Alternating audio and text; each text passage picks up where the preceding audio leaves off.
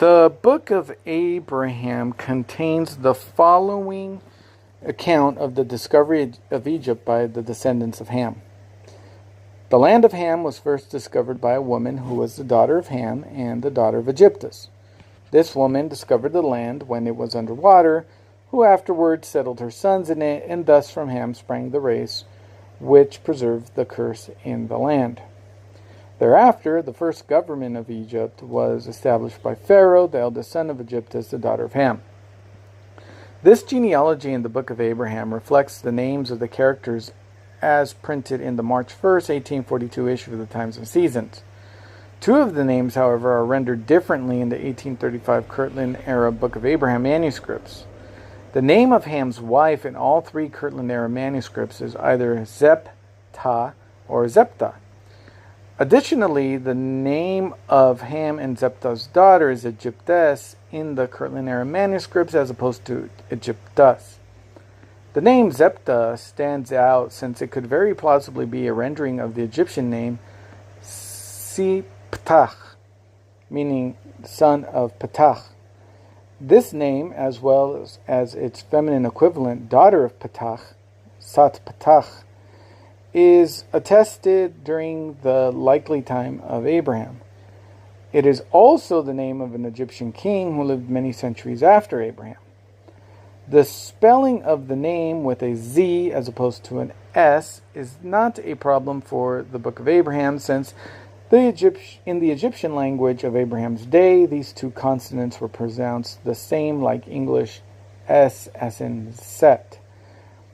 They were essentially one consonant in the language of this time and could often be written interchangeably.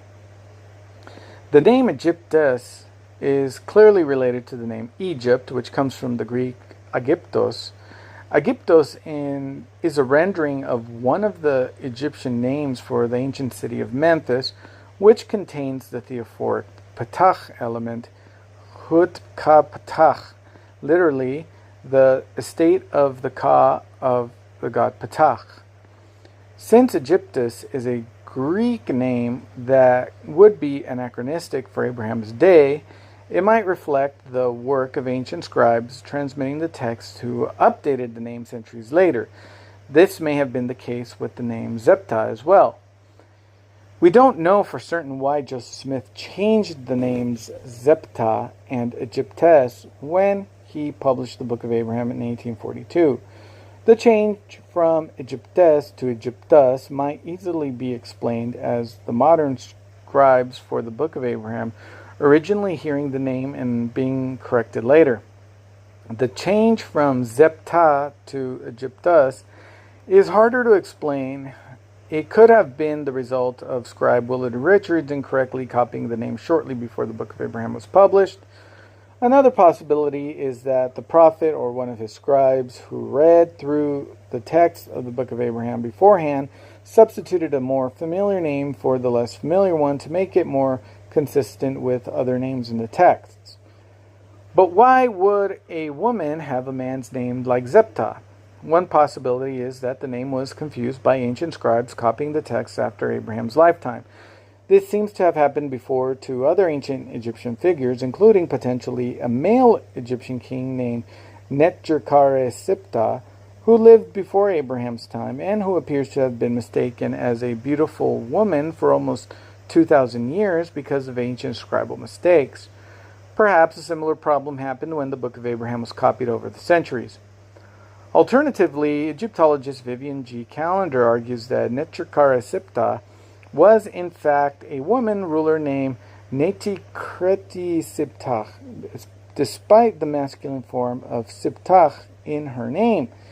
Quote, perhaps the presence of the phrase son of Ptah should have been a specific tribute, may have been a specific tribute to the Memphite god, who was particularly prominent at this time. The masculinity of this name is not a problem for a feminine ruler because the masculine filiation Sahrach was later used by other female rulers such as Sobek-Nefru, who fluctuated between using male and female nomenclature.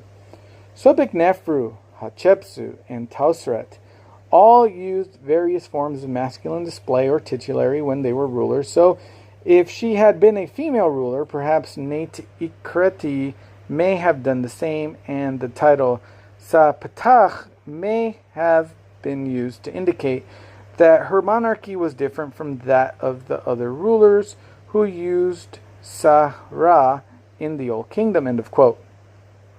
If this argument is correct, then we would have an attested ancient Egyptian female personality using precisely the same masculine name as in the Book of Abraham. While we may not be able to currently answer these questions entirely, what can be said is that the name Zeptah in the Book of Abraham is arguably authentically Egyptian.